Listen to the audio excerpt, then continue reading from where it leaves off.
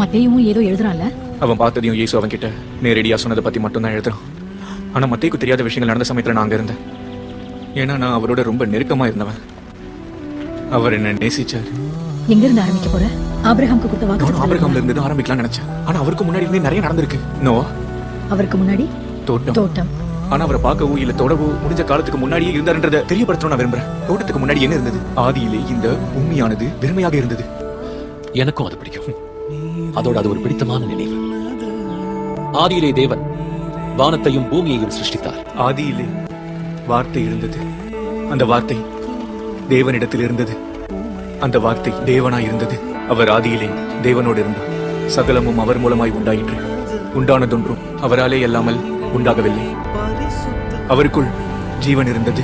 அந்த ஜீவன் மனுஷருக்கு ஒளியாயிருந்தது. அந்த ஒளி இருளிலே பிரகாசிக்கிறது. இருளானது அதை பற்றிக் கொள்ளவில்லை.